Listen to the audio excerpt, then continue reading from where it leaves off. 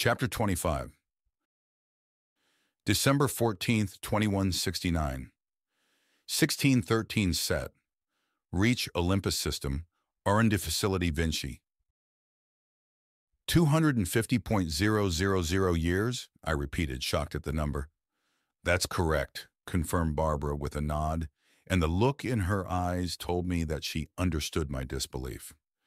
As far as we know, it's the oldest structure ever found by one of the existing galactic civilizations, added Andrew, before a thoughtful expression crossed his face. There are some rumors in intelligence circles that the Batarians found something that could be even older.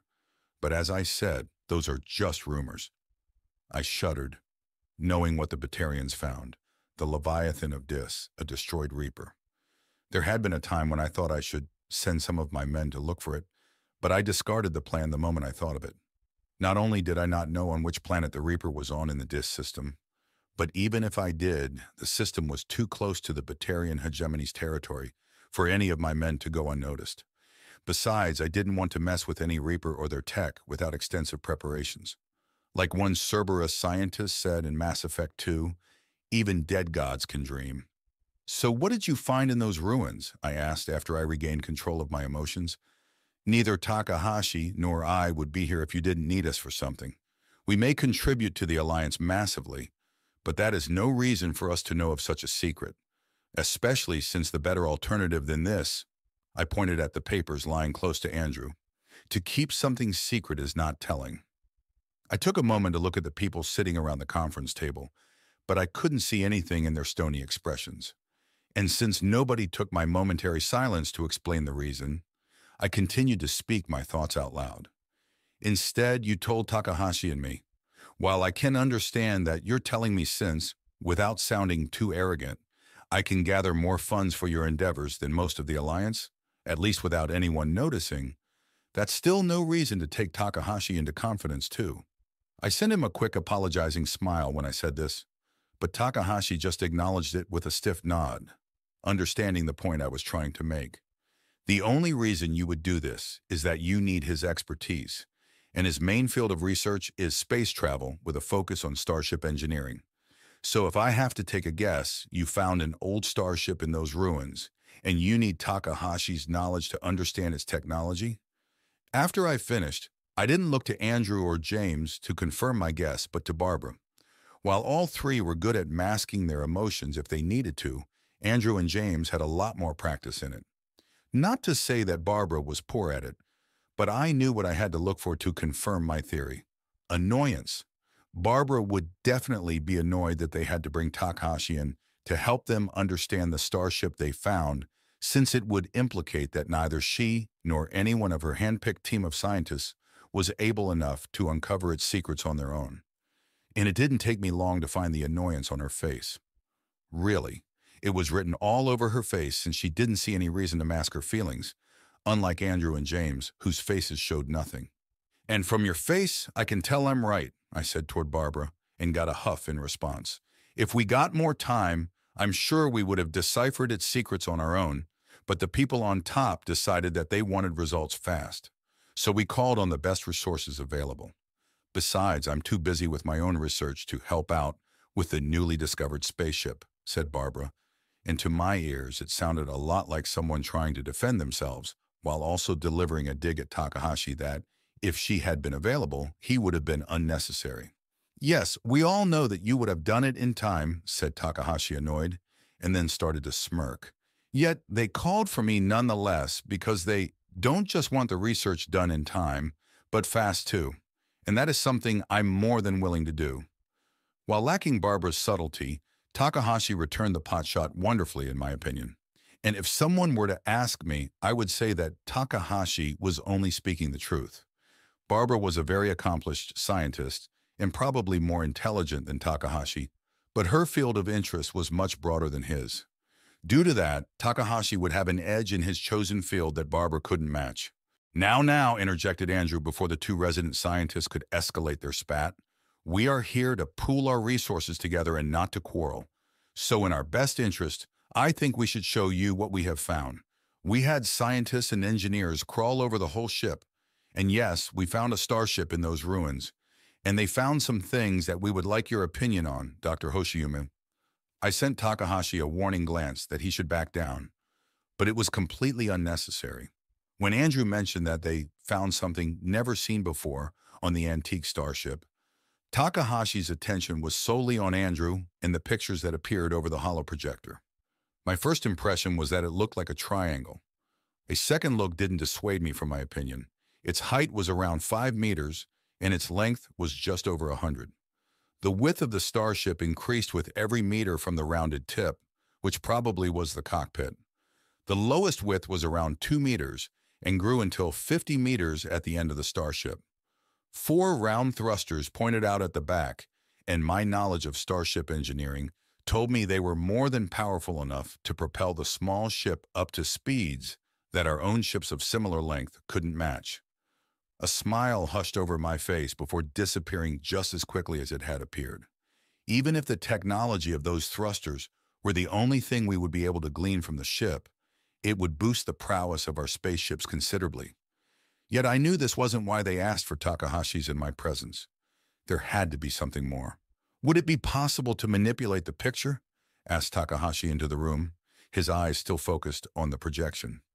Of course, answered Andrew before Barbara, who had already opened her mouth to give a biting remark. I transferred administrator rights to you, Dr. Hoshiyume. The projection is also a full scan of the ship, so you can change what you want to see to your heart's content. Takahashi acknowledged Andrew's words with a nod and thrust his closed hand towards the projection before opening it wide. The projected scan of the starship exploded into its components, and Takahashi's eyes flashed from one part to another before he started to put the ship back together with gestures of his hands. He put the scan back together so fast that I had no chance to take a closer look at the components. Yet sometimes he stopped for a second or two to observe some parts better, and even then I had trouble following. Still, I had no problem with Takahashi doing this, since I knew what he was doing, especially when he started to color code some of the components. He was comparing the parts of the ancient spaceship with those he knew and using his own designs. Components used in our ships, too, were marked green, and he used yellow for parts that, while similar, showed some differences from ours. Yet there were also some he colored in red, and I knew those parts were the most interesting since even Takahashi didn't know their use without taking his time analyzing them. When his hand suddenly froze in the air, I looked at him to see if something was wrong, but the only thing I could make out was a look of absolute concentration paired with fascination. Interested in what he found so fascinating, I turned toward the projected scan, and my eyes widened at what I saw. The scan showed most of the ship but focused on its EZO core. I would never believe it if I hadn't seen it with my own eyes. The EZO core was much too small for a ship of this size. It wasn't even half as big as those in Solarian starships of this size, and the Solarians were centuries ahead of us in efficiency. How was that possible? I asked, the question flowing through my mind, and looked at the other people in the room. They weren't as shocked as I was since they had seen the scans beforehand. But from the expressions on their faces, I knew they had no answer as well. "We don't know either," said James gruffly. "If we did, we wouldn't have called for you. If we find out how those aliens did it, it could become the game changer we need to stand up to the other galactic powers." "When?" said Takahashi quietly. "What did you say?" "When, not if," repeated Takahashi louder this time. "This is not a matter of ifs, but one of when. This isn't just a game changer. It's a game breaker. When we master this technology, we will be able to turn the ruler classes from more ideas to actual reality." A shocked silence went around the room at Takahashi's words. Even I was shocked, but deep down I could feel anticipation bubbling up. The ruler-class starships were something that existed only as an idea in a few rough designs. They were nothing like any ship we or any other current galactic civilization built before. The only ship in existence that would be comparable to them was the Destiny Ascension, and even then, it would be put into the shadows by a ruler-class ship. Hell, I wasn't sure if even the Reapers would be able to compete with them. At first, it had been nothing more than a fancy of Takahashi, a brainchild of his not long after humanity started to colonize star systems beyond their home relay. When we didn't know much about the Mass Effect technology the Protheans left us, and imaginations were running wild that Takahashi showed me his first design of a starship of 5 kilometers in length that would double as an exploration ship and mobile base. There was no engine powerful enough to move such a behemoth of a ship. Some would think that in space the mass of a ship wouldn't matter, and they would be right to some extent at least. Yet there would be situations the weight of a starship would matter, since they would operate in places where they were exposed to the gravitational forces of stellar bodies, be it a star, a planet, or just an asteroid. And if the engine and thrusters of the ship weren't up to the task when it was inside the gravitational field, then the starship would inevitably crash. Still, with the discovery of EEZO, we thought it would be possible to circumvent the need for more powerful engines. But our hopes quickly disappeared when we learned how much EEZO we would need to lighten a ship of this length. Even with our advances in EEZO efficiency, the amount of EEZO we needed was staggering, and the costs involved were double that of all dreadnoughts we possessed. I've told that Takahashi often enough, and if he thought that perhaps with this technology, the ruler-class ships were a possibility, then the analysis of this antique ship was worth every damn credit I would be spending. "Do you really think so?" asked James excitedly, and I could understand his enthusiasm. I would really like to see one of them, too. After all, Takahashi and I gave them the designation of ruler class because they would stand above any other ship in the same area. If I'm seeing it correctly, then the size of this ship's EEZO core, Takahashi pointed towards the projection, is only around 40% of those we placed in our ships, even if the decrease isn't constant for bigger cores. It could reduce the necessary size of a ruler-class EEZO core to something we can manage. Furthermore, without further analyzing it, we can't say anything about its efficiency. It could be better than ours, or if we're lucky, worse. "Wouldn't it be better if their core is smaller than anything we field?" asked Andrew, giving voice to his thoughts. "Not necessarily," answered Takahashi with a shake of his head. "I already have an idea how they managed to reduce the EEZO core's size so much, and it has nothing to do with its efficiency." "Let's hear it," I urged him, not keen on drawing his thoughts out of his nose. "Multiple cores," he said, and used his hands to light up 3 different red points throughout the projection. Instead of one big core, they used one primary core and several secondary cores to achieve the same result. "You really think they managed it?" asked Barbara, who leaned forward in her seat. "They managed it," confirmed Takahashi with a smile at her, one that had no bite to it. The two of them united in their enthusiasm and fascination with scientific achievements. "What's so special about multiple cores, and why aren't we using them already, especially if you two seem to know about them?" asked James, and Andrew nodded at his question, interested in the answer as well. The idea of multiple cores is floating around the scientific community for quite some time now, and we are not much closer to a working prototype than we were 10 years ago, replied Barbara instead of Takahashi. "The idea behind the multiple cores is this. Every EEZO core produces a bubble that either makes everything in it heavier or lighter, depending on the connected current," Takahashi started to explain. "A bigger core would lead to a bigger bubble, but for a bigger core, you would need exponentially more EEZO. So what would happen if you had more than one core and its corresponding bubble?" Barbara took over. "The idea is that the different bubbles created by smaller cores would unite into a single bubble that could fill out the same amount of space as the bubble of a larger core. So what's keeping you from incorporating this idea into the ship designs?" I asked, and while I knew that the idea existed and didn't work out as hoped, I didn't know why. "There would be no problem if all we did was travel in a solar system. The problems only appear when a ship goes into FTL, and don't get me started on what happens if one tries to use a mass relay," moaned Takahashi, and at a gesture from Andrew, Barbara started to explain what those problems were. "When a ship goes into FTL, the synchronicity between the different cores starts to fray, and when a starship communicates with a relay, it gets shot straight to hell. The moment that happens, the bubble starts to fail." "And what happens if the bubble fails?" asked Andrew, and I was curious about the answer too. "If the bubble would just pop like a soap bubble, then it wouldn't be so bad. We already have safety measures in place should something like this happen. The ship and its crew would be shaken around, but they would survive the outcome. Something that wouldn't happen if the synchro between the cores is off. Has any one of you seen what happens when something is hit by the biotic ability called warp?" I shuddered when he said that, remembering the video I had seen of this ability being used on a living being. The extranet, like the internet during the 21st century, had some dark corners one should only enter when they're prepared to see some truly dark stuff, and the outcome of warp definitely belonged there. It was nothing like it was portrayed in the video games. Instead, the target was shredded to bits in a very gruesome way by tiny, rapidly shifting mass effect fields. "That bad?" asked James, whose face turned a bit pale at the thought of being shredded to bits when trying to go FTL. "Sadly, yes," confirmed Takahashi. "The frequencies of the different EZO cores change so rapidly in effect that could be likened to warp as generated, which would rip the ship and its crew to shreds in a matter of seconds.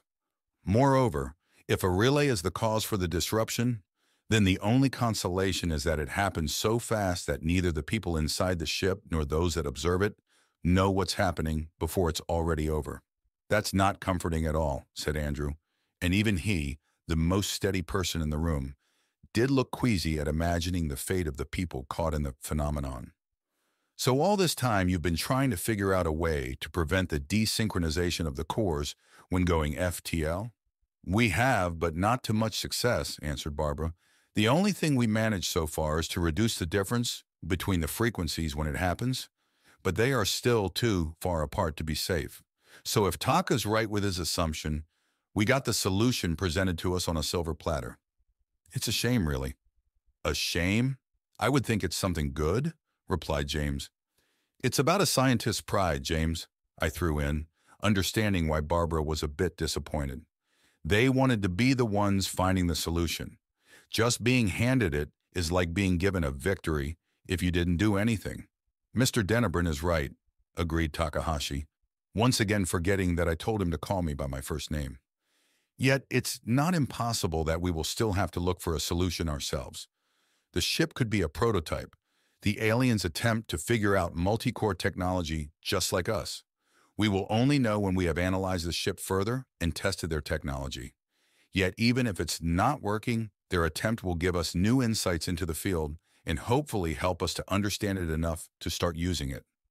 "How long do you think it will take you to come up with one?" asked James, and everyone could hear the anticipation and eagerness in his voice. "I will take as long as it will take. Otherwise, we will be risking the death of hundreds of people. Furthermore, every time we tried to use multicores, we did it with the mindset that mass effect technology was the only thing present. We have no data available on how they're going to act when exposed to the forces of the dimensional rift. So it will probably take a few years until it is deemed safe enough to be implemented into our starships," snapped Takahashi back, not liking the fact that there was already some pressure to create a prototype as fast as possible. While he relished a challenge, he wasn't someone one could pressure into bringing something out that was not up to his standards.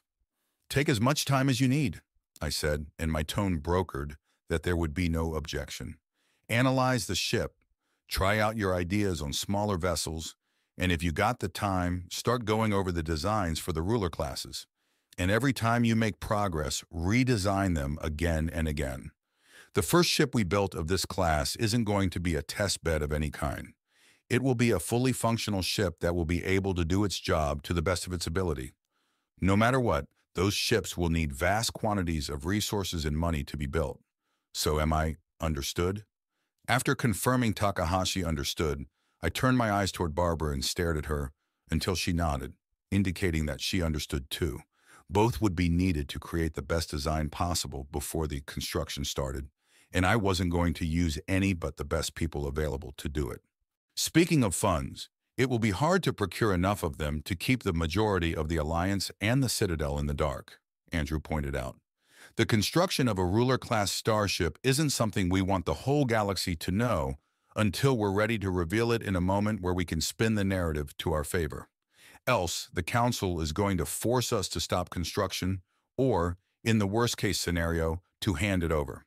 Besides, we should take great care that the knowledge of those ruins and our research into multi-core technology doesn't fall into the wrong hands." Andrew was right. If knowledge about our research or findings got out too early, the Council races would pressure us to reveal everything, and I mean everything, and not just what we got from the ruins. Theoretically, we were protected by the law that stated that Prothean ruins had to be shared with the Council, but didn't say anything about the ruins of other extinct civilizations. Yet without enough power to stand up against them politically, economically, or militarily, nothing would protect us from their greed to take what wasn't theirs. And while I had prepared a counter for the Asari, the other two council races would be more of a problem. Thus, secrecy would be essential to shield us until we were strong enough. With the need for secrecy, how will we gather enough funds? Asked James. I have some ideas, I stated, and gathered the attention of all present. I got some leads on some prospective investments on Ilium. My people got some information to me about a group of people. This group apparently has a lot of influence and wealth distributed amongst them, and I plan to find this group and its members and then integrate myself with this group to gain access to their network. At least this is the first phase. The second one will take some time to plan out, but I will need resources I don't have access to. And you think it will be enough to fund the construction of a ruler class? Asked Andrew, and when I answered his question with a nod, he said without reservation, What do you need? People train for various tasks, observation, espionage, and more. Perhaps I even need a wetworks team. I'm sure there will be some people that will get in my way, and I don't need resistance to my plans. Can you get those people for me? If I change your status to essential asset within the AIS, you will be able to requisition everything you need. I'll get to it as soon as I return to Arcturus, responded Andrew without hesitation. Do you really think you will need a wetwork team? Asked James cautiously. I shrugged and answered, I don't know, but I'm going to Ilium. It's better to be prepared on this planet than not. When do you think you will be able to begin? Asked Andrew, leaning back in his chair. I want to finish some of my ongoing projects, and it will take some time to prepare a temporary headquarters on Ilium. Furthermore, the opening ceremony of the university I built on Terra Nova is at the beginning of the coming year. After that, I should be ready to travel to Ilium. Very well, said James, but do you have another plan in case you're unsuccessful? I'm worried we won't be able to go through with our plans otherwise. I understand your worry, but you do not need to be concerned. My dealings with this group are only to reduce the time needed to gather enough funds and to prepare for future ruler-class ships. The actual materials and funds will come from my usual businesses. If that's so, then why do you need to go to Ilium at all? At his question, I shot James an annoyed look. But before I could answer him, Andrew beat me to it. Oscar is already thinking of the future. We all know the construction of a ruler class will devour millions upon millions of credits, and he can't just pour everything he has into this project without arousing suspicion. Besides, he still needs funds for his business and usual ventures. Furthermore, I continued, Ilium is a planet of opportunities. It's a place that embodies the phrase of high risk, high return, and I plan on getting my high return. And secondly, it will be a lot easier to hide the funds I'm sending towards this project among my transaction on Ilium than on any other planet. The only alternative would be Omega, but I don't think I will ever set a foot in this shithole of a space station. Sounds reasonable to me, said James, and I could see that every doubt he previously held disappeared. A grin started to appear on my face. I think we all got something to do, so shall we get started? Chapter 26. April 9th, 2173. 2103 set. Ilium to Sali system. Nos Astra. A smile stole itself on my face as I leaned back into my seat. It took me almost 3 years, but I finally was where I wanted to be, en route to a meeting that would see me in a position where I could acquire enough power to help the Alliance more than ever before. And they needed the help. The tensions between the Alliance and the Batarian hegemony were rising day to day, and it wouldn't take much until those tensions changed into something different, something much more deadly. Andrew's plan to create civil unrest inside the hegemony was working well, perhaps even too well, since the Batarians tried to suppress them and simultaneously ramped up their pirate attacks on the Alliance to give those unhappy with the hegemony an external enemy to fight. It would have been a smart move from the hegemony to distract their people with an outside enemy, their aggression directed toward the Alliance. Yet there was one miscalculation on their part.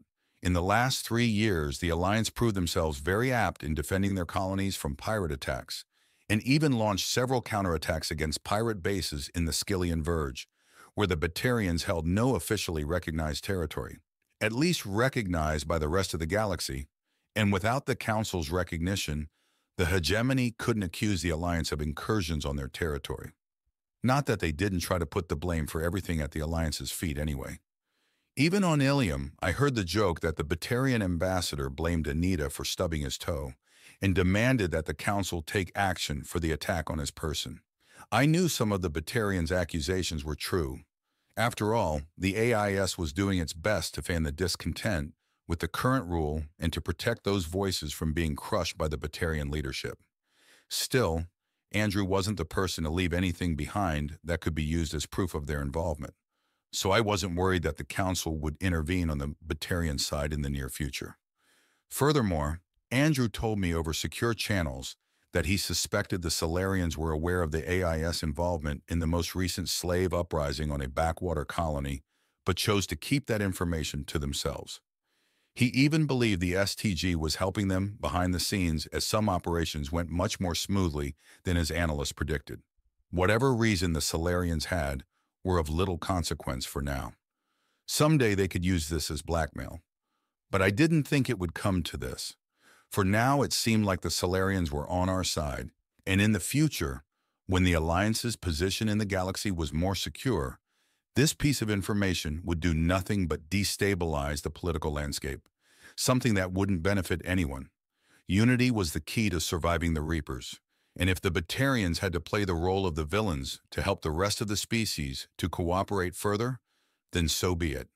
If we played our cards correctly, then we could maybe create a break in Batarian society with one side allying with us, which we would be able to save from the Reaper invasion. Yet for now, that was only wishful thinking, and nothing that should overly concern me. I had other problems that required my attention at the moment. Thankfully, the pirate problem endangering my shipments wasn't one of them. Not anymore, at least. February 14th, 2170, 1534 set. Ad Astra Vessel Retribution. Davil Star System. Captain Richard Rebelleur. It had taken him months to find the pirate group responsible for the attack on Ad Astra's shipments, but in the end, he managed it. The smirk on his face wouldn't go away as long as he observed the pirates kneeling in the cargo base of the Retribution. He was proud of his men and their work, and even prouder that they managed to capture the leader behind the attacks. Oh, how he wished he could gouge out the eyes of the fucking Batarian to send a message to those thinking of repeating his actions. It would show them the futility of attacking Ad Astra and getting away with it. Well, he would have to be content with the knowledge that pirate activity in this region was at an all-time low due to his actions in his search for those responsible. At least for now. Nobody knew what was going to happen in the years to come. During his search, he and his crew came across 5 different pirate crews, 4 of which only had started their business, and 1 that was an offshoot of an established group in the Terminus systems. The 4 newly established pirate groups only had 1 ship of frigate class each, and his group consisting of the cruiser Retribution and the 2 frigates Starfist and Black Dawn made short work of them. Not one of the pirates survived their assault, and even if they did, Richard had no problem with ending any survivors. They chose to make their living by stealing and killing, so they should be prepared to lose their lives at the hands of those fighting for law and order. That he skirted the line of those very same laws didn't register to Richard. The 5th group, the offshoot, was more difficult to exterminate than the others.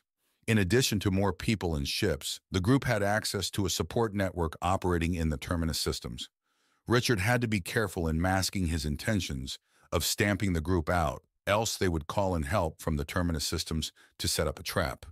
Furthermore, while he didn't doubt that their task force would be able to destroy them in a single battle, it would mean putting his crew in unnecessary danger, and that was something he was reluctant to do. Instead, he took his time in hunting them. He waited until a ship separated itself from the group to raid merchant ships and pounced on them when he was sure that help would be too far away to get there in time. This tactic worked for the first 3 ships, but the pirates wisened up and sent out bigger groups. That the pirates could do so even after already losing 3 ships told Richard that this group had some strong backers inside the terminus systems, or that they had a long time to prepare before they set up in the Skyllian Verge. Yet he couldn't back off until they let their guard down, or the pirates would have enough time to replenish their strength. Thankfully, he wouldn't have to. A contact of Mr. Denebrin sent him information about an altered route of an Alliance patrol, and Richard devised a plan to use this information to his advantage. He baited the pirates he attacked into following him directly into the route the patrol group was taking, and just as they fully engaged the pirates, the Alliance ships appeared to save the day. Within minutes, the pirates got destroyed, and to Richard's amusement, didn't have the time to launch even one rescue capsule. He was glad they didn't, because while his crew understood the necessity of exterminating this vermin completely, he didn't think the Alliance did as well. After all, they didn't when Richard had been part of the Alliance military. Secondly, without any prisoners saying anything different, he was able to spin a narrative of how they patrolled the lanes that Ad Astra used to transport their goods. During this, they were ambushed by pirates and only managed through luck to come across the Alliance patrol. The captain of the Alliance vessel clearly believed only parts of his story, but without proof of any wrongdoing on Richard's side, he couldn't stop him from leaving. Besides, Richard was sure that Mr. Denebrin and his contacts would manage to smooth any ruffled feathers. After that, getting rid of the remaining pirate ships had been easy. The pirates didn't expect to be hit by Richard's ships so soon after their counterattack, expecting him to need time to repair and resupply. It was a short but brutal battle that almost cost him one of his 2 escort frigates. Yet in the end, they prevailed and destroyed the remaining ships of the pirate group. The only thing left to do was to assault the base the pirates built on the desert planet they called home. Instead of sending his man down there in shuttles or wasting time observing the defenses of the base, Richard took command of the less damaged frigate and ordered it into the orbit of the planet. From there, the pirate base could be easily targeted by the secondary mass drivers, softening the target for the ground troops. While orbital strikes were frowned upon by most of the galaxy and prohibited to use against garden worlds, Richard would use everything in his arsenal to make sure that his crew would come back from their mission with as many people as possible. Someone in the Ad Astra Design Division clearly thought along the same lines. Otherwise, how could one explain that the secondary mass drivers of the frigates could change their output in such a way that orbital strikes wouldn't make the surfaces of planets inhabitable for hundreds of years, while at the same time still having enough power to pierce any fortifications? And if they didn't want him to use them, why would have Mr. Denebrin approve those ships for his use? Personally, Richard thought that his mission wasn't just about making an example of the futility of attacking Ad Astra, but also a field test of the newest ships, weapons, and armor. A perk of working for the producer of such things, thought Richard, you always get the newest and shiniest toys. After the bombardment of the base, the rest of the ground operation had become a simple cleanup. Richard's men released the surviving pirates from their suffering and then began to salvage everything that could have any use to them. Despite taking only 2 weeks until his task force was 100% operational again, he couldn't wait to get back to his original mission. Some of the data they recovered from the pirate base showed where the area of operation of their real targets was, and Richard didn't want to disappoint Mr. Denebrin by taking too long to fulfill his orders. Yet he didn't have to worry so much, since it took only a week to root them out after they left the dry dock.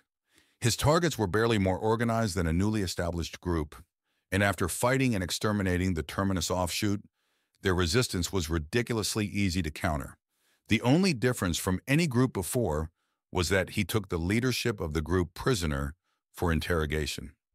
While Richard would have preferred to just kill them, he couldn't deny that they probably had some backer for their attack on Ad Astra. Else, they wouldn't have succeeded with their attack. They waited in the Dabble system for a day before a small corvette appeared with the interrogator Mr. Denebrin sent. After he came aboard the Retribution with a small escort, Richard needed only one look to be sure that the interrogator was from the AIS. It didn't surprise him that Mr. Denebrin had enough pull with the AIS to have them send one of their specially trained interrogators, but he was happy nonetheless. With one from the AIS on the task, the interrogations would be finished long before Mr. Denebrin arrived to see for himself that Richard accomplished the mission successfully. 2 days later, another corvette arrived in the system. It sent out a shuttle, and Richard arranged that Mr. Dennebrun was greeted in the hangar of the Retribution with all honors a man of his standing deserved. The kind smile Mr. Dennebrun showed him and his crew when he stepped out of the shuttle would have been enough for Richard. But as always, Mr. Dennebrun showed why he was one of the best people the Alliance had to offer. When he finished walking the line of crew personnel, standing at attention, instead of leaving with the AIS interrogator and Richard, he turned around and addressed them, while the assistant he brought with him opened a ship-wide channel so that every crew member on the Retribution and its escort frigates could hear his words. "I have followed your exploits closely," Mr. Dennebrun began, and Richard felt that the smile on his face turned even more sincere. "And it hearts me to see that so many of you decided to not just follow your mission, but to do what is necessary to protect those who cannot protect themselves. Without your actions, I do not doubt that the Skyllian Verge would be a much more dangerous place than it already is. Without your bravery and your readiness for duty, countless others would be hurt by the savageness of pirates and slavers." Mr. Dennebrun took a short break to let the words sink in. "Yet I cannot demand you to continue so." Richard felt how the atmosphere in the hangar changed to something tenser. All his men were ready to continue their duty. Not a single one ever uttered a negative word about their work.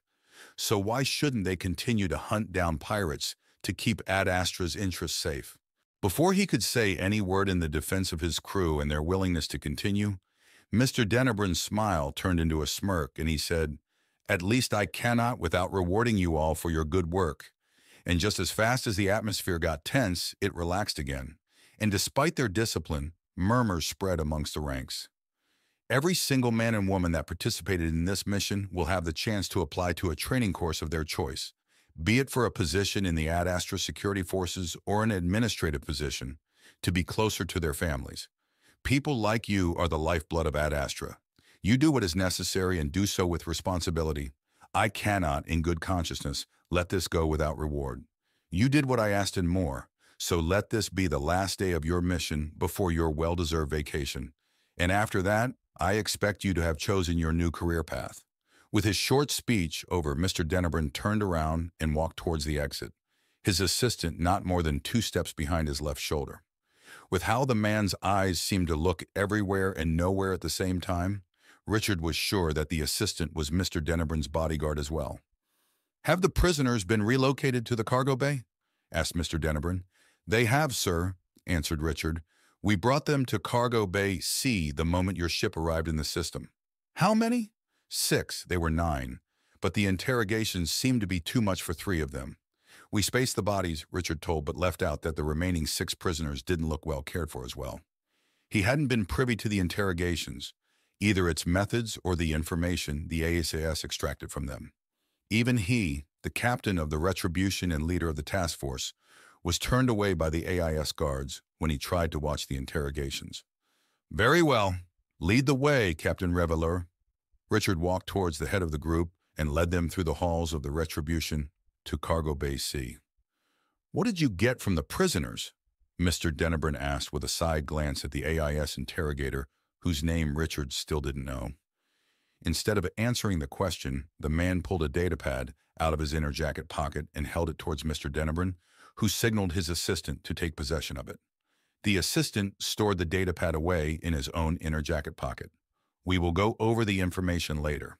I don't have much time. The opening of the University of Terra Nova is just a month away, and there are still some things to take care of before the ceremony." "If that is the case, why did you want to meet these pirates?" "If you allow me the question, sir," asked Richard. He was curious why Mr. Dennebrun decided to meet with this lowlife. He could have just told Richard to do away with them after the interrogations. "I wanted to thank you and your crew for your hard work personally. After all you have done for me, Ad Astra, and humanity as a whole, you deserve no less. Furthermore, I wanted to see the people that incurred my wrath by attacking my employees and see for myself as the light disappears from their eyes." Richard shivered at the coldness in Mr. Dennebrun's tone, but shook it off. Whenever he spoke about what had to be done, his own subordinates probably felt the same way about him. Finally, they arrived at the entrance to Cargo Bay C, the smallest of the 5 cargo bays the Retribution possessed. Richard nodded to the guard standing next to the entrance, and the guard dutifully opened the door for them. From the corner of his eye, he noticed how Mr. Dennebrun gave the young guard a thankful nod, and how the young man suddenly stood even straighter than before. Richard had to suppress a chuckle at that. It wasn't that he didn't understand the reaction, just seeing it from an outsider's perspective was different than experiencing it himself.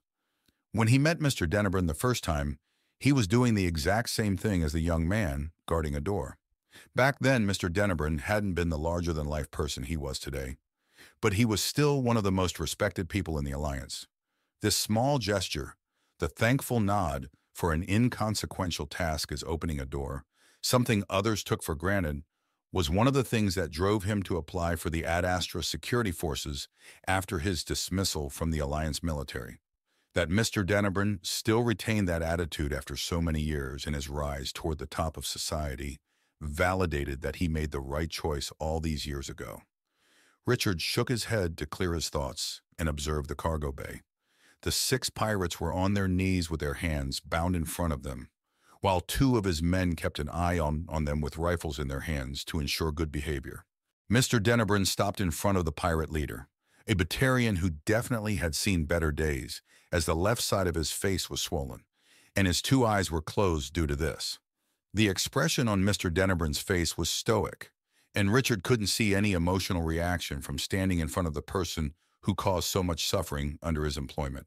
"You know," began Mr. Dennebrun as he let his gaze wander over the prisoners, "it should warm my heart to see so many different species working together. Yet your motives for doing so are nothing but despicable." And it was true. From the 6 surviving prisoners, 1 was a Batarian, 2 Turians, 1 Salarian, Asuran Ori, and even 1 human. The last one had Richard's blood boiling, and the man's fate hadn't been pretty even before the AIS interrogator arrived. He had taken great pleasure in breaking the man's nose himself.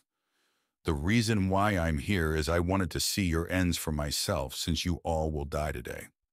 Mr. Dennebrun held up his hands to proactively stop their protests. "Be quiet. Begging for your lives will not change my decision. So at least die with the last bit of dignity you can scrape together. And if you can't even do that, do so at least quietly." The 2 Turians seemed to take Mr. Dennebrun's words to heart, as they seemed to accept their fates, while the Salarian didn't stop to quietly beg to spare his life. Meanwhile, the human and the Asari cried silently, and the Asari even started to pray for the last time in her life. The Batarian, though, stared hatefully at Mr. Dennebrun with such an intensity that Richard wanted to gouge out his eyes. Yet Mr. Dennebrun didn't seem affected by the hateful stare, as he held his left hand towards his assistant, who placed a pistol in it. Mr. Dennebrun placed the pistol right in front of the Batarian's forehead, and his finger was at the trigger when the Batarian started to speak for the first time since they entered the cargo bay. "Shoot me, human, but be sure that I'm not alone. We will come for you again and again. My brethren will—" A shoot echoed through the cargo bay and silenced the Batarian forever. Even the Salarian and Asari stopped their respective mutterings to stare at the Batarian, who slowly dropped to the side with a hole in his head. "I don't care what your brethren will do. Should they try anything, they will end the same way. I don't have time to cater to their whims," declared Mr. Dennebrun coldly, and gave the pistol back to his assistant. "Captain Reveleur?" Richard turned away from the dead body of the Batarian and looked at Mr. Dennebrun. "Yes, sir?" he asked. "Can I ask you to finish this? My timetable is quite full, and I would like to get on my way." Richard snapped a salute and answered proudly, "Of course, sir. You can count on me." The smile and nod he got in return turned his back into steel. He didn't stop the salute until Mr. Dennebrun, his assistant, and the AIS interrogator left the room. Richard dropped his smile as he turned towards the remaining prisoners. A jerk of his head was enough for the 2 guards to point their rifles at the prisoners. The terrified screams of the prisoners were drowned by automatic fire. April 9th, 2173, 2106 set, Ilium, Tassali System, Nos Astra. That memory still sent a shiver down my back. After I executed the Batarian, I left the retribution for the Corvette I arrived in. I am still quite proud of how well I held myself together until I was alone. When I arrived at my cabin, I rushed towards the toilet to vomit my guts out. Never before did I kill a person. Nothing to speak of a defenseless prisoner. That the person was a Batarian pirate didn't make it better or worse. It just was. I had convinced myself I had to do this to harden my heart. I knew that I would probably have to order the deaths of some people, human and alien alike, to further my goals. So I wanted to know what it would feel like to be responsible for killing somebody. If I wanted to be philosophical about it, one could say that I was perhaps indirectly responsible for every death caused by the guns I produced and every ship I built.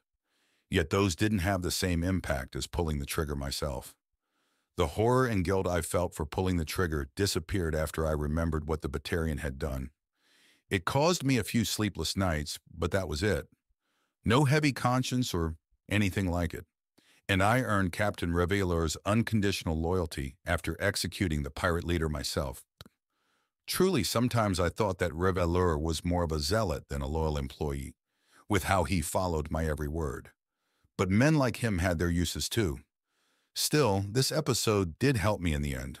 The galaxy wasn't a nice place, and if you squirmed with disgust at a dead body in the wrong company, it would place a target on your head as people thought you were weak prey. And Ilium was such a place.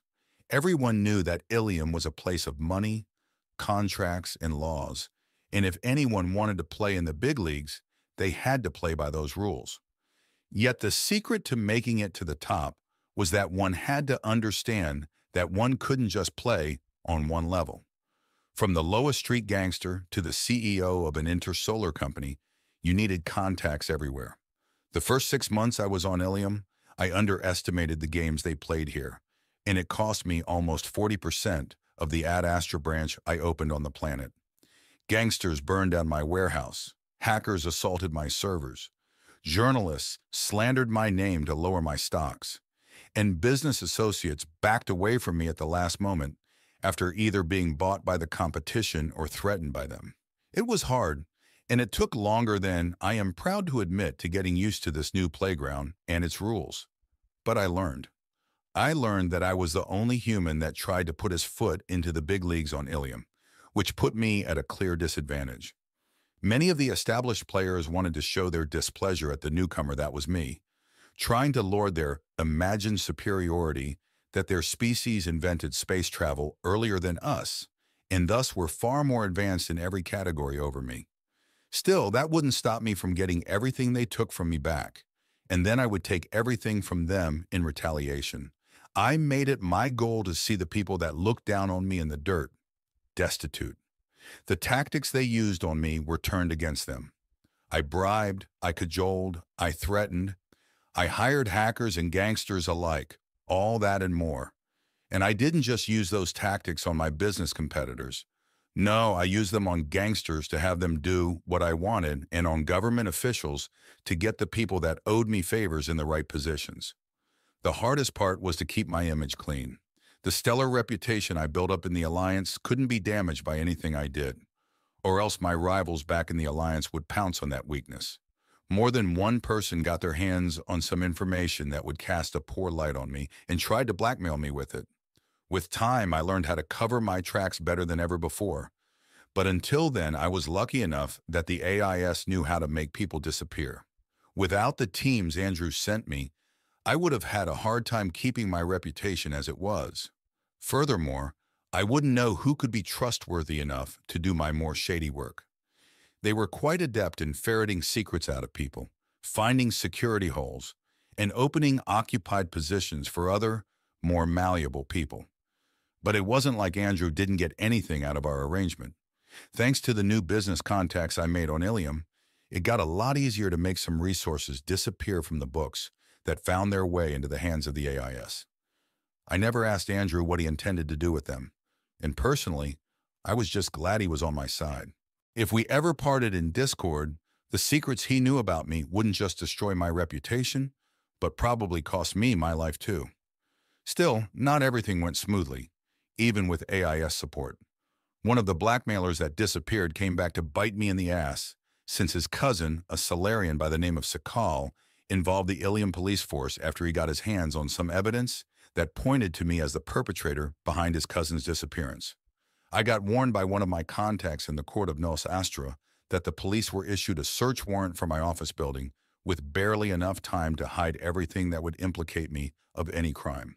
Funnily enough, I was behind the Solarian's disappearance since he tried to blackmail me with some videos of how one of my people bribed the very same contact that warned me of the search warrant. Still, there was no evidence in my offices that would point toward me for the disappearance. Yet there were still other things that the police could find.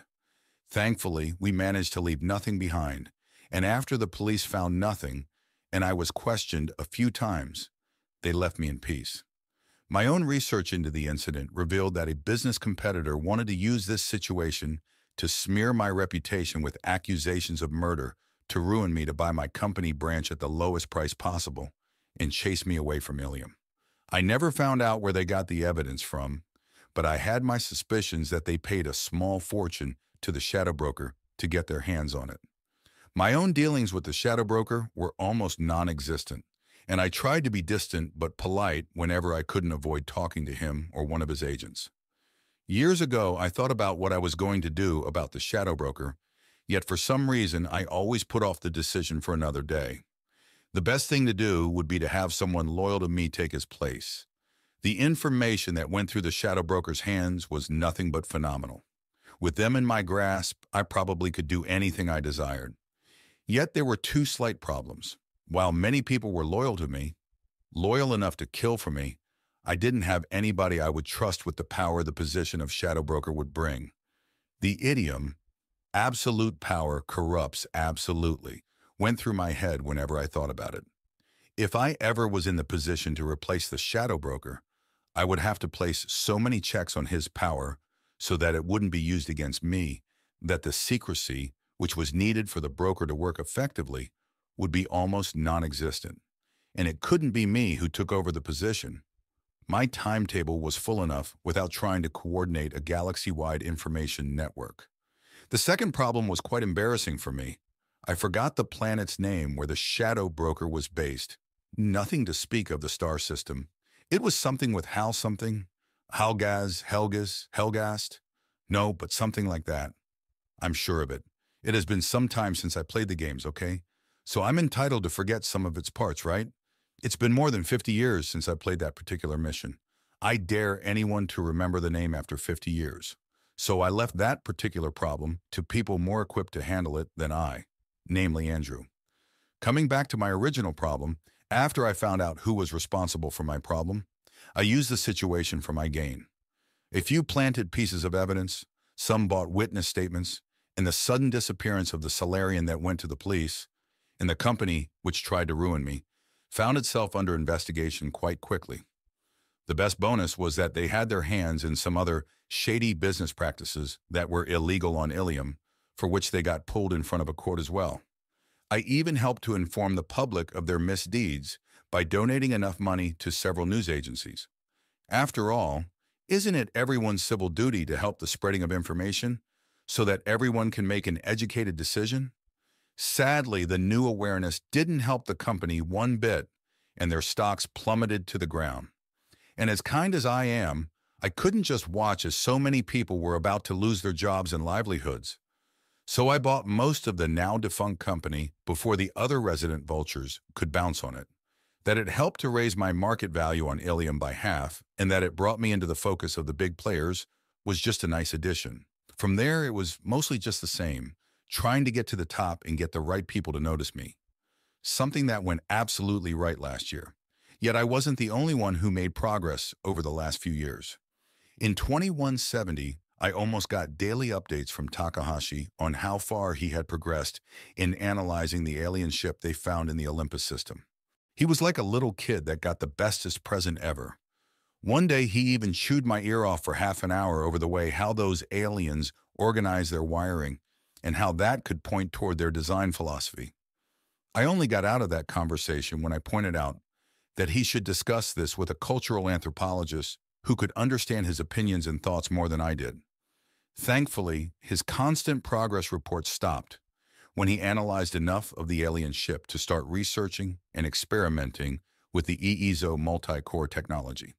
At that point, it was I who had to contact him to know how far he had progressed, and the progress they made was astounding. Not just in analyzing the discovered technology, but in understanding the people who once called Janus their home 250.000 years ago. The beings were labeled Himalog, a name coined by an Indian professor. As far as I understood, the term came from the name Himal, which meant something like the snow-covered or cold one, and the word log translated into people.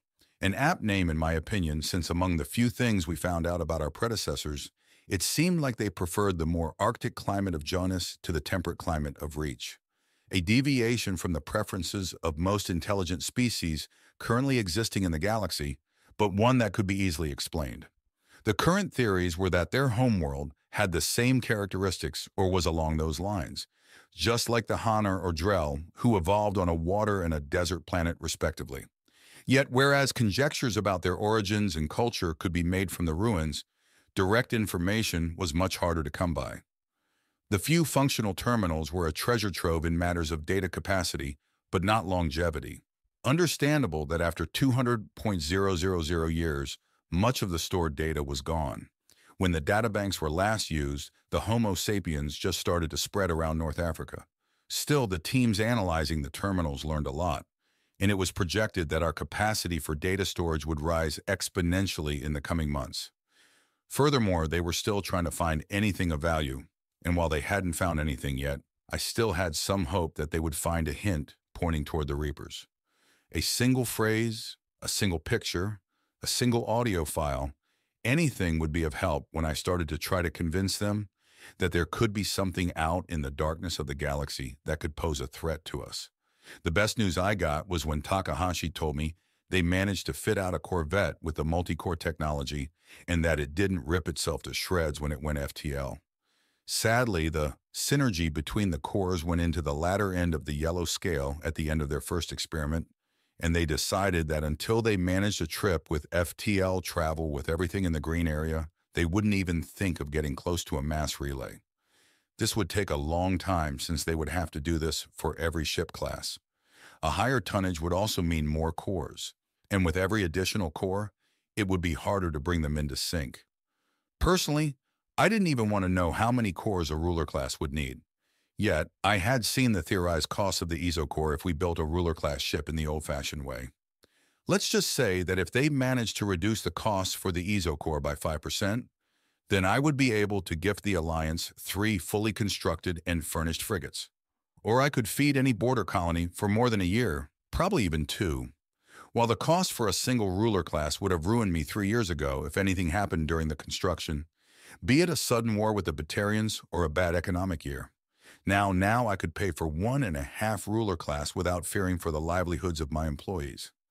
Ilium had been a blessing for that, but the costs were negligible in the light of what a ruler class would be. A ruler class ship wasn't just a behemoth in matters of military prowess, which it would be. It was a symbol of our ambition, of our progress until now, and of things to come. It would show the rest of the galaxy the things we were capable of. The Asari built the Destiny Ascension, but only after hundreds of years of knowing about EEZO and its corresponding technology. What did that say about them and about us, building a ship bigger and better than the Destiny Ascension in less than 50 years? I was under no illusion that the galaxy would look at us in awe and nothing more. The Council would try to censure us, and the remaining species would look at us in fear, thinking us no better than the Krogans. If one looked at our history, perhaps they were right that there were some similarities between us and the Krogans. After all, we were the only ones that fought wars that spanned our whole world while still confined to our home planet. During my last visit to the Citadel, Anita and I talked about the ramifications the reveal of a ruler class would have, and while she pointed out the exact same things, she also said that it would perhaps be beneficial. A certain amount of fear was needed to be taken seriously. The Council had to fear what would happen if they chose to push us too far in their desire to prove themselves superior. If they didn't, then it wouldn't matter how big our guns were, they would always think of us as subjects. On the other hand, too much fear was detrimental as well. We would have to walk a fine line. Anita would lay the groundwork for the future, and I would, when I took over the position as ambassador, continue her work. When I was there, I also learned what happened to the proposal I made to the then Vice Executor Plamon. Anita had been quite cross with me when I first told her, since I made the suggestion without her input or approval. But she understood the benefits quickly. In giving CSEC a list of potential officers and detectives and letting them have the final choice, it would be far easier to get people in it than if we tried to get specific people into it. We took great care to recommend only people we were sure would put humanity in a good light. Should there be even one reprimand in their records, then that person wouldn't be put on the list. And even when their records were squeaky clean, we would dig into their lives. No Harkin would endanger our endeavor to be seen as anything but ready to take over some responsibility on the Citadel and later on in the galaxy. Furthermore, the fact that we left the performance evaluation in the hands of CSEC brought us some goodwill, especially from the Turians, who currently had the most pull with CSEC. The only concession we stipulated to keep our hands off was to receive the performance evaluations too, so that no side could claim unfair treatment because of species. Palin had talked extensively about it with Anita, and one of his last acts as vice executor had been to present the idea to the council. And after sitting for 3 months on the proposal and doing nothing with it, the council finally decided to give it a try and consented to hire 10 human officers and 3 detectives. From what I heard, when the news arrived at the embassy, Anita celebrated with her coworkers. After all, while it didn't seem that much in the first place, it was still an important victory on the political level. The Batarians had tried to get some of their own into CSEC for decades, and they didn't make much headway since the beginning. Probably because they demanded to have Batarians in CSEC rather than offering a compromise. It was kept mostly quiet, but rumors tell that the Batarian ambassador had been so angry about the fact that he stormed into the newly appointed executor's office and demanded that Palin hire 100 Batarians, or he would regret ever taking the position. Well, let's just say that Palin didn't react kindly to the threat and had the Batarian ambassador escorted from his office by his officers. A few days later, a new Batarian ambassador arrived on the Citadel, and nobody knew what happened to the old one other than that he had been recalled to Karshan. It wouldn't surprise me if he had been executed by the Batarian leadership after he embarrassed them. But back to our own people. I didn't know exactly how they were settling in, but the general vibe I got from my contacts on the Citadel was that they were proving themselves to be assets for CSEC. Each of our officers and detectives had a Turian, Salarian, or Asari partner who reported directly to Executor Palin, who, in turn, kept the council informed about any new developments. Technically, I shouldn't know anything about it, but a good friend in the Citadel accounting department told me there had been an inquiry by CSEC if it would be possible to hire another 100 people within the next year. It could mean nothing, but I believed that if CSEC was looking to expand, then they wouldn't ignore humans when hiring, not with their current performance. "We're about to arrive at the building, sir," called my driver and brought me back to the here and now from my musings. I looked out the window of my Sky limousine, a model of my Sky car collection that found a better market on Ilium than on the Citadel, and saw how the skyscraper that was my destination came closer. "Very well," I said. "Wait for a few minutes, and if nothing happens, you can go. Take the rest of the day off." "Thank you, sir," answered the driver, whose name I didn't bother to remember. A sad affair for me. I once prided myself in remembering the name of every employee working close to me, but ever since my first personal driver here on Ilium sold me out for some pocket change, I changed my drivers too regularly for that. Pocket change was perhaps the wrong word. The sum he was offered and took was indeed high, but it was nothing in comparison to what he would have if he stayed loyal to me. A constant paycheck was definitely better than a one-off payment in my mind, especially when he would never get to spend anything of it. The ambush by the people he sold my travel route made sure of that. As a consequence, I took to changing my driver regularly. One would bring me somewhere and a different one would pick me up. Paranoid perhaps, but I was so close to the next phase. I didn't want to make any mistakes. Yet it showed weakness I wasn't keen on displaying, or at least that's how it would be perceived. The loyalty of my employees not as steadfast as the world believed. It would be no problem for me to get a driver with such loyalty, but people that couldn't be bought were often targeted with ill intent, and I didn't want to lose anyone because my enemies were too prideful to be rejected. Furthermore, the idiots would go for the perceived opening, while the smart ones would shy away from the obvious trap. No matter what, it made my travels a lot safer. The Sky Limousine shook when it landed on the landing pad reserved for me, and I stood up from my seat, walking towards the door. It smoothly slid open, and the wind hitting my face felt uncomfortable for a moment before I got used to it. When I stepped out, I saw two Turians walking down the bridge connecting the landing pad with the skyscraper. They were unarmed at first glance, but I was sure the Turians were hiding small arms in their uniforms. Instead of going to them, I waited for them to come to me. If they even made a single threatening move, the snipers I positioned on two different buildings would see them dead before long. Inside the building, it would be more difficult to exfiltrate, but an AIS team had found a room inside. So if I needed their help, my new kinetic shield would hopefully be strong enough to keep me alive until they reached me. While waiting for the two Turians, I looked over the skyline of Nos Astra. The fact that the landing pad was close to the top of the skyscraper made the picture even more beautiful. I had to give it to the Asari. Their cities were works of art. "Mr. Oscar Denebrin?" asked one of the Turians when they were close enough to have no need for screaming over the wind. "Yes," I said curtly. "You are expected. If you would please follow us," the other Turian said, and both turned on their feet, expecting me to follow them. I nodded once, giving the all-clear sign to the snipers so that they could inform the team inside that I was going in, and followed the Turian guards at a controlled pace. They led me into the buildings and towards a room on the same floor. On my way there, I noticed more guards of the three council species placed as security, and even some humans among them. A few of the human guards' eyes widened when they saw me. Perhaps I could count on some of their support should it come to a fight. The door of the room my Turian escort led me to opened, and I stepped into it without hesitation. I couldn't afford to show any sign of nervousness here. The people I was going to meet would pounce on it like starving beasts. I looked around the room, which was dominated by the circular table in its middle. After the door closed behind me, I noticed that other than the four people sitting at that table, there was nobody else in the room. No guards, and not even a single security mech. A Turian, a Volus, and two Asari watched me with calculating eyes before the Asari directly on the other side of the table from my position stood up and said with a grand gesture, "Mr. Denebrin, welcome to the Circle of Alamina." A grin appeared on my face, and I said, "It's an honor to be chosen to join such an illustrious group. An honor indeed, and it would be great fun when I took everything they possessed from them." Chapter 27, April 9th, 2173, 2114.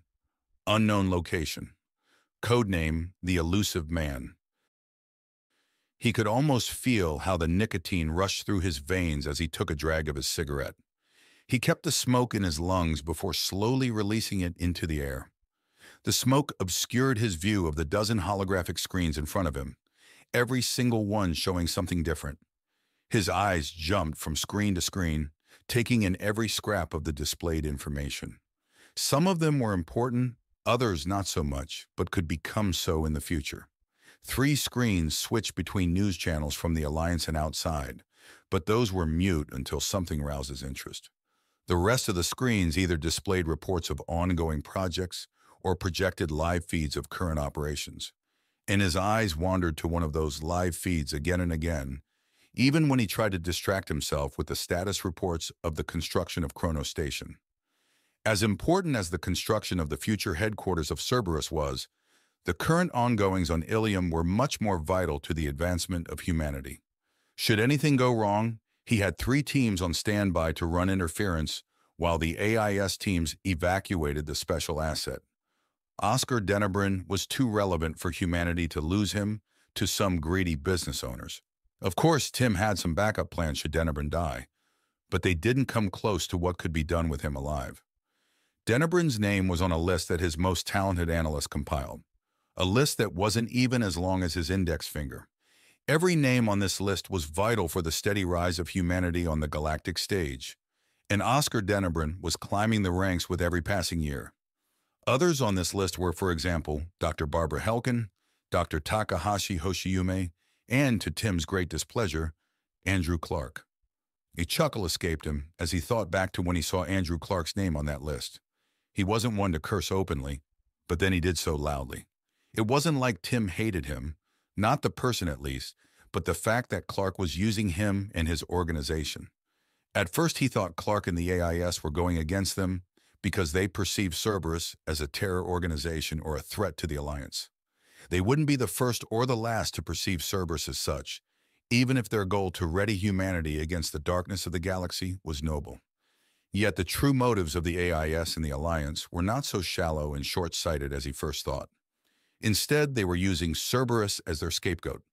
Everything Cerberus acquired by morally ambiguous means, be it research or technology, and would put the public into an uproar if the Alliance did the same, was taken by the AIS and used to further their own understanding and research. This way, the Alliance could preserve its image as an upstanding government on the galactic stage while also closing the gap between them and the other species. If that had been the only thing, then Tim wouldn't be so annoyed with Andrew Clark. After all, they were working toward the same goal, the betterment of humanity. But the cheek of the man and how he treated Tim as an asset annoyed him greatly. Clark used one of the spies Tim found in his organization as a go-between and used him to deliver messages to Tim about which facility would be raided next so he could evacuate personnel to make it easier for the AIS. And Tim could only follow his lead in this. The times he evacuated the whole personnel and destroyed everything concerning the research they were doing, the AIS attacked a completely different facility, and the setback was much worse for Cerberus than if Tim had just followed his lead. The only comparison Tim could make for this situation was that of a child being punished for not listening to their parents. Furthermore, Clark proved this way that he had more knowledge about the inner workings of Cerberus than Tim had suspected, leading to a downright paranoid atmosphere among his people. Tim was sure that he still hadn't found every single infiltrator and thus had to be very careful who he tasked with which project. If the location of Kronos Station leaked to the AIS, then his new headquarters would become obsolete before he even took one step on it. Yet even if Andre Clark annoyed him to the point where he would like to strangle him with his own hands, Tim couldn't deny that Clark belonged on the list. The man was more than competent enough in keeping the STG and the other intelligence agencies in check, so Tim would continue to let Clark keep his position in life. But the moment the man lost his usefulness, he would gladly give the order to eliminate the man. A status update appeared on one of the holographic screens, and he saw that Denebrin was entering the building. Tim could only hope that Denebrin was smart enough to prepare enough protection to survive until a team could exfiltrate him. But from everything Tim knew of the man, he shouldn't have to worry. Denebrin wasn't one to leave himself open to obvious danger. Otherwise, he wouldn't have been so successful until now. The way he dealt with his enemies and how he inspired loyalty in those working for him were some of Denebrin's best points, and Tim would have liked to have him as one of Cerberus's partners. Perhaps Tim would make an offer in the future, but for now, Denebrin belonged wholeheartedly to the Alliance, and there was no reason for him to ponder about joining Cerberus. Furthermore, he would have to keep Denebrin's association with Cerberus a secret, as there would be problems with Henry Lawson otherwise. Henry despised Denebrin with everything he got, while Denebrin, on the other hand, thought Henry to be nothing more than a fly buzzing around him. If he had to guess, then Tim would say that Henry was jealous of the success Denebrin had and the loyalty he inspired. Henry tried multiple times to bribe employees of Ad Astra to change companies and work for him, and every time he got rejected. There was even a rumor that in his anger at being constantly rejected, he offered the janitor 500,000 credits, but got rejected still. Nothing about the rumor was true. Henry wouldn't lower himself to speak to a janitor, and if one looked just a bit closer, then one would know that the rumor originated from Oscar Denebrin's office. A little bit of petty revenge for harassing his employees, and a minor hit against Henry's reputation, too. Still, this one-sided rivalry was something that gave Tim headaches and would continue so. Dennebrand should have given him more than a slip on the wrist all those years ago when Henry first tried to influence Ad Astra. The slap did its job and Henry backed away for a time. But time also helps people to forget. And Henry was the type of person that tended to forget things that disagreed with his self-image. His following successes helped in the matter, and his failures were quickly brushed aside as inconsequent. If even his daughter sought to distance herself from him, perhaps Tim should seek a temporary cessation of their partnership. Through the backing of Cerberus, Lawson Shipping had seen a rise to the top of the market, and even now Tim was using their ships to transport materials for the construction of Kronos Station. Maybe he should reveal that he had taken in Miranda, his daughter. It would probably lead to him ending the partnership by himself. Of course, Tim would only reveal it after the construction was finished, and he made sure that nobody would be able to tell the location of Kronos Station to the AIS. Yes, that would be the most promising strategy. Lawson would cancel the partnership, taking the sheltering of Miranda as a betrayal of sorts, especially after he asked Cerberus to search for her. He would believe himself in control, that Cerberus would slow down its growth without his support. Nothing like that would happen. Lawson may be Cerberus's biggest financier at the moment, but many more supported the organization, and they all would clamor to take his place in the food chain. The loss of ships to transport their goods wouldn't be a problem either. Lawson would continue to ship them around, just not knowing that they belonged to Cerberus. On the other hand, Lawson's own company wouldn't be able to weather the severing of their partnership so well. There were enough sharks in the water that would pick up on his sudden lack of support like fresh blood, and they would see a weakened opponent. An opponent disliked by the one on top of the food chain. They would pounce on Lawson, try to get his shares of the cake, all to perhaps find favor with Dennebrand, to become the one shipping his goods. It was funny how it all came back to Dennebrand. The man probably wouldn't even care about the whole situation, yet he would still play a part in Lawson's return to Cerberus. Anita Goyle would retire from her position as the Alliance's ambassador in a few years, or if some crisis happened, and it was an open secret in some circles that Dennebrand was aiming to become the next one. When Lawson heard that, he immediately began to look for his own candidate, as he knew that he himself wouldn't garner enough support. He found his candidate in Donald Udina, a member of Terra Firma. Udina was more moderate than many of his fellow party members, but was still firmly in their camp. Tim had thought of supporting Udina himself. The man would push the same goals as Cerberus, at least in parts, yet he wouldn't support an obvious sunk cost fallacy. If it was anybody else but Oscar Dennebrand, then he would have aided Udina from the shadows. It was madness to think that Dennebrand wouldn't get the post. The position was his from the moment he only said that he was thinking of coming forward as a candidate, and his election as ambassador got only more assured over the years. Yet Lawson wouldn't see it. Well, the losses he would incur would bring him back into the arms of Cerberus faster. It would also be an opportunity to see if Udina would run against Dennebrand for appearance's sake, or if he truly expected to have a chance against him. If it was the latter, then Tim wouldn't waste another second thinking of supporting Udina. Somebody with such delusions couldn't even be used as a puppet. They would believe themselves powerful and thus uncontrollable, and Tim didn't want to clean up the messes Udina would undoubtedly leave behind. Yet, if Udina knew that the choice for the next ambassador was a foregone conclusion, and he only ran against Dennebrand because law and tradition dictated that there had to be at least two candidates, then Tim would look more into the matter of helping Udina. If Udina proved himself capable, it wouldn't be a stretch to see him take up a position of power where he could be useful for Cerberus. But all that depended on Udina. No matter what anyone would say, Lawson would still pour thousands of credits down the drain to see Udina elected. Correction, to see Dennebrand get not elected. It would hurt Lawson's company more than anything. Money thrown away for nothing, burned political capital for favors that would result in nothing, and the company's shareholders' trust in him would be shaken. Lawson would have no other choice but to come back to Cerberus, and Tim would welcome him with open arms, as long as certain benefits were given to Cerberus. It would still be some time until Tim could start with this plan, but another one concerning Miranda could be discussed with her. It would take some time until the necessary preparations were done, and the cover had to hold under the scrutiny of the AIS, but Miranda would probably be the best agent for this mission. When Denebren takes up the position of ambassador, he would need a capable secretary, and Miranda was nothing if not capable. Capable enough to not buckle under the pressure of the job as a secretary, and at the same time funneling secret information back to Cerberus. Yes, he would talk with her about that. She should have a say in this mission. Not that there was any other option but her taking this mission. But the illusion of choice was better than nothing. Also, she would gladly take this mission just to prove herself and to make sure that Cerberus wouldn't sell her out to her father. People with a motivation beyond money always achieve better results. Tim's eyes wandered back to the live feed from Ilium. So far, nothing exceptional happened, and he hoped it would stay this way.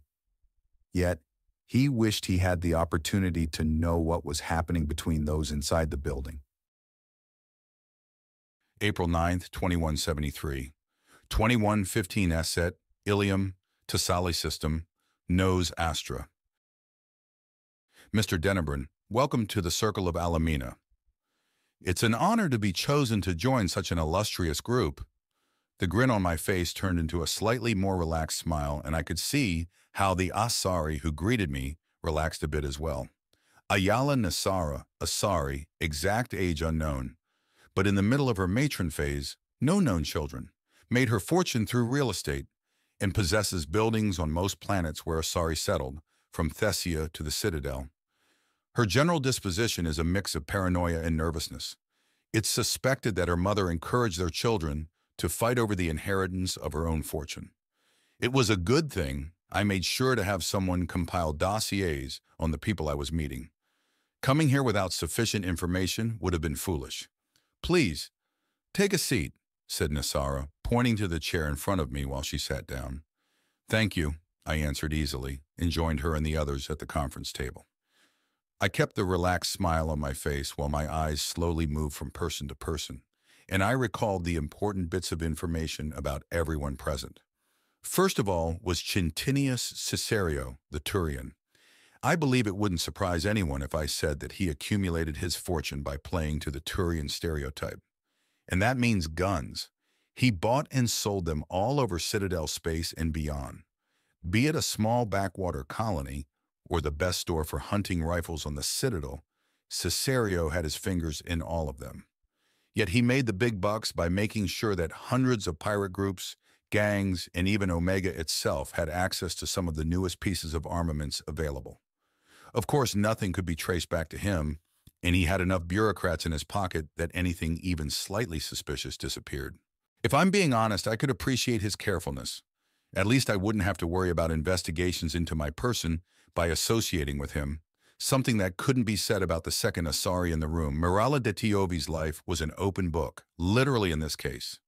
She called Ilium her home now for around 300 years, ever since she arrived here during her maiden years, and there wouldn't go a week by without her name plastered in one or another magazine. The number of scandals she was involved in would have destroyed any other person, but she seemed to revel in them and come out of them just fine. Well, it wasn't too surprising for me. After all, de Tiovi owned quite a few news agencies, and her gossip magazines were always the first to report her newest scandal. Of course, only a few people knew that she owned them, else people would think that she engineered those scandals to keep her magazines in the limelight. Thankfully, whenever one magazine put one of her escapades on the front, another would report about her charity work 1 or 2 weeks later. And as fascinating as it was, what truly interested me was her communication network. Somehow, she managed to acquire an extranet line that belonged only to her. So while every normal person had to wait for the data to be processed when they wanted to access databanks outside their star system, de Tiori could send data through the extranet without any delay. That in itself wasn't so special. The galactic governments had each their own satellite network for communication, so that administrative and military information wouldn't be transmitted via the public network, and it was possible to book private lines in the public network too. Of course, there was also the option to install a backdoor channel, but the prison sentence you got when you were caught wasn't a laughing matter. Most Solarians died in prison when they did this, and their prison term wouldn't even be half over. But back to the booking of private lines. I booked one myself, and let me tell you, the fees were exorbitant, and only companies with a turnover that could support a country or two could pay those fees without going broke. And somehow, Ch.25 got one, and she wasn't paying a single credit for it. Furthermore, the cybersecurity of her line was top-notch too. My people still hadn't breached them. The only thing they found out was that the network line covered most of Citadel space, and most importantly, was connected to all homeworlds of the Citadel species. Well, except Karshan. But who needed that planet anyway? If everything went as I wanted, this extranet line would be mine. The last person was the Volus. Personally, I had expected the fourth member of the Circle of Alamena, excluding me, to be a Solarian. The trinity of Asari, Solarian, and Turian was almost everywhere, so to see a group as powerful and influential as the Circle deviate from the expected was quite interesting. But just because Nisko Ron wasn't a Solarian shouldn't mean that one should underestimate him. What Volus lacked in military might and the ability to intimidate people by their sheer presence, they more than compensated with their cunning minds, especially if they got information to use against someone. And Nisko Ron had information about almost everyone on Ilium. Be it the janitor cleaning the toilets in the skyscraper a kilometer south, or the current Supreme Judge of the Ilium Court of Justice, Ilium's Supreme Court. The only thing that surprised me was that the Shadow Broker hadn't recruited or killed a talented information broker like Nisko Ron. Perhaps it was because Ron didn't have the ruthlessness needed to go against his opponents until they were destitute. He liked to stay neutral in all matters and only used his acquired information to gain advantages in the stock market. Every other negotiation, he left to people owing him favors for either digging up information about someone or burying their own. And that was the true power he wielded. Not the considerable wealth he accumulated, but the favors he owned and the blackmail he had on hundreds of people. He may have swept more things under the rug than one could count, but I was sure that he held on to something in case he ever had need of it. A little black book, one could say. In contrast to the other three, Nisko Ron didn't own any company in the traditional sense. Anything he owned was either stocks or partial ownership, but he didn't possess a controlling interest in any company or shop under his purview. Nonetheless, his diverse portfolio gave him access to all social levels, something that only benefited his information gathering. Furthermore, some of my people discovered that some of the shops he partially owned were laundering money. The shops themselves were nothing special, and they didn't make enough money to hide high sums in their books since they were just local stores. But the first time I heard about it, I was stumped. Nisko Ron was a very careful type of person, so why would some of the shops he was connected to launder money so openly? It wouldn't take more than a phone call to the right person at the next police station to solve the situation if the authorities tried to investigate. But I had expected Ron to hide this better, if not stop it entirely. At least that was my first thought. The people I've had on intel gathering only found the money laundering business because they looked into every shop and company connected to Nisko Ron and were specifically looking for any dirt on him. I was sure that if anybody looked for places that dealt with money laundering specifically, they would have found those shops too. And from there, it would be no big step to finding Nisko Ron as well. It was his way of advertising his services. It wasn't just those small-time shops.